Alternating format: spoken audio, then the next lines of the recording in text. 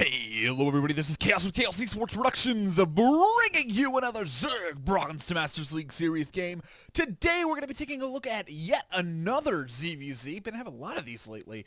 But this game is going to be really interesting because this game I finally got my scouting right in this matchup. I know I've been having a lot of issues in ZvZs, by far my worst matchup right now. But I've altered my technique on scouting a little bit. Some of the things that I noticed in the ZvZs over the NDG Invitational overall of last week, it kind of finally clicked with me. Okay, here are kind of the fundamentals of early game scouting ZvZ. So we're going to be talking about that a little bit, as well as just some of the things that we can interpret from our scouting patterns and things like that. So let's go ahead and get right into it. Now, this is Altair's Stronghold, which is by far probably one of the most favorite maps to go ahead and do a hatchery first. Granted, except for the ZvZ matchup in my preference, just because I've had several different games where it's like, okay, my opponent goes for that earlier pool, already has lings out, my pool's just finishing as those lings show up, and I'm kind of in the hole at that point, and it's just not a good situation. So I've been going for the extractor first into spawning pool, just as kind of the backup to that. Basically what that does is it gives you the flexibility of being potentially aggressive if your opponent tries to cheese or anything, and then it also gives you the flexibility to also continue on playing the macro game if you scout something with your overlords and say, maybe not. So after that, we're going to go ahead and get our hatchery down, take that nice in-base expansion, as it is quite lovely, with basically the only potential for Mew to harass later in the game. Overall, it's a very easy to take natural, no big deal. And then also, since we're able to take that and secure it pretty well, we don't have to worry about any type of harassment and things like that to that. We only have to worry about what's going in our main. So, Overlord did pass his Overlord, so we do know that he's already down in the lower right-hand corner. Actually, I don't think I noticed it the first time. I think I noticed the second Overlord. I think there's another Overlord that comes in and it's like, hey, what's up? But basically, in ZvZ early game scouting, you want to create kind of this wonderful chain of Overlords to your opponent's base, just to get some basically early intel. Hey, is my opponent coming? And then it gives you that extra reaction time to check up on whether or not your opponent is trying to be aggressive. So we have our Overlord kind of getting into position as we speak, and I don't remember if I didn't notice these links come by, and luckily for me, I already had a couple of links on the way with my queen spawning. So not playing too terribly greedy, definitely need to make sure we have everything in order. So we're going to be sending those Zerglings out straight across the field, and I think I actually either A, catch him on a move command, or B, yeah, I get that one ling quite nicely and am able to trade efficiently, to say the least. So, lucky for me, I get this nice free Overlord kill with that, which is actually sometimes a really big problem for Zerg players, especially if it happens early game. Obviously, he does have a couple of Overlords on the way, and bam! Only supply box for not terribly long at all, so kudos to him. But yeah, both of our expansions are up, everything's good and dandy. And I'm going to go ahead and build a Baneling Nest just because you never know what your opponent's going to throw at you. Obviously, he has one of two options. He can A, be aggressive and go ahead and get his own Baneling Nest and try to do some type of Ling Baneling type attack, or he can go ahead and tech up to something else like Roach, and then potentially take a third base behind that. So with this last wonderful ling, we're going to get in here and get a nice scout off. As you can see, we're already starting to get things in line.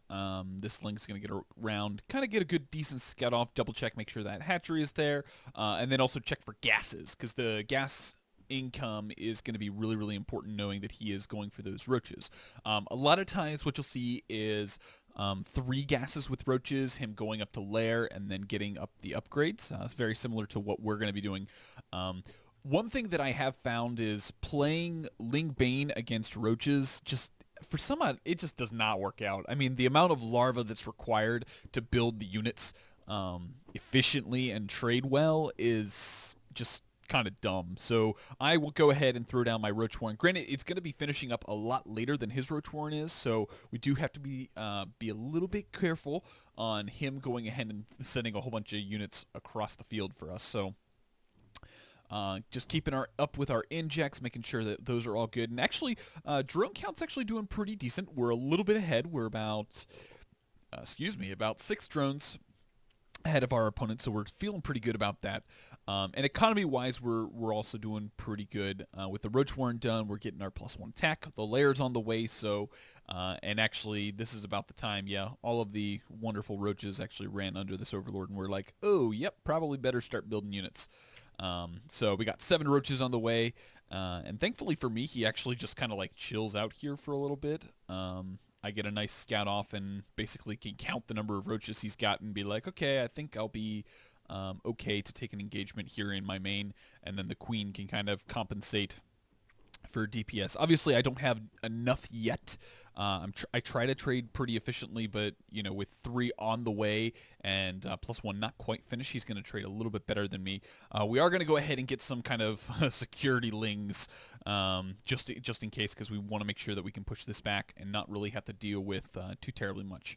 Because obviously our opponent's going to either be continuing on streaming units across, trying to push this and end the game, or B, he's going to back off of this and start to maybe take an expansion, or start getting upgrades, as we see him getting his +1 carapace. So feeling pretty good now with a handful of units. We're going to go ahead and stream across and just get an idea of what our opponent's doing, whether or not he's actually going to be building reinforcing units or not. I mean, we've picked off a couple of roaches for free across the map, and everything is A-okay. So, overall, doing a really good job. Obviously, this Overlord configuration is quite nice because we got a pretty decent... I probably could use 1 or 2 more Overlords in this, but we can pretty much see all the way across to our opponent.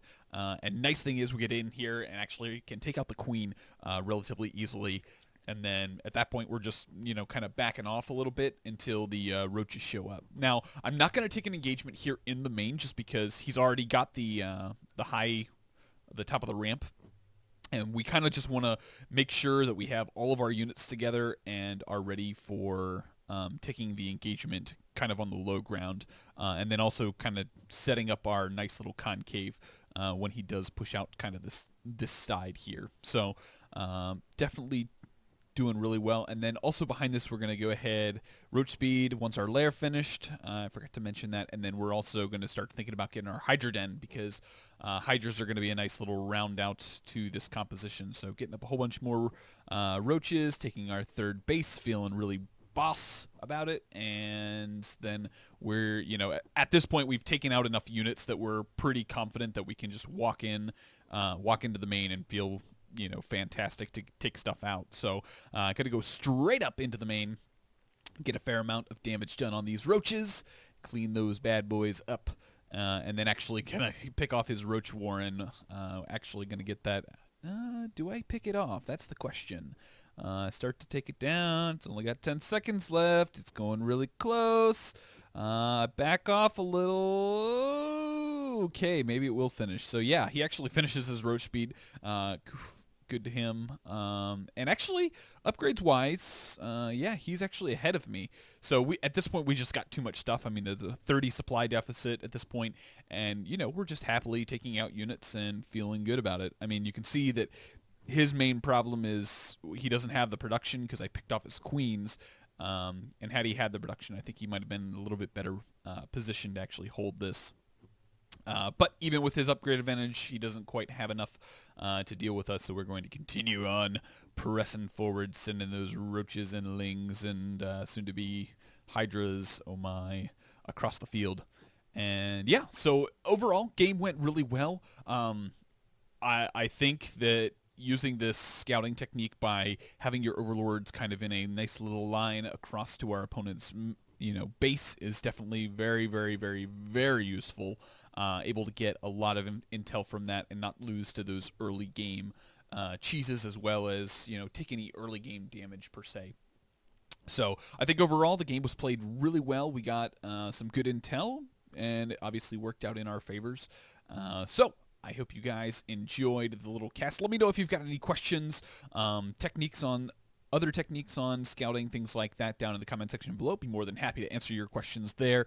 I am going to be focusing a little bit more on the Zerg side of things since I did get promoted to Platinum and want to kind of keep both of the accounts at kind of the same level. My goal was actually to have these both the accounts up to Platinum by June, so we will see whether or not that will happen. Obviously got the Platinum promotion for the Protoss on the 5th, and so yeah, moving right along, getting things going. So I hope you guys enjoyed. If you're new to the channel, welcome. I hope you enjoy the cast of the video. Feel free to check out my channel as well as some of the other content I've got there. Plenty of Bronze to Masters League series games.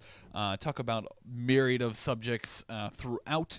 And if you're more of a Protoss player, feel free to check out the Protoss ones if you do not particularly care for the Zerg. I hope you did enjoy. Feel free to also subscribe to keep in touch and let me know. Obviously notifications will go out when all my new content comes out, so you will definitely be kept up to date that way.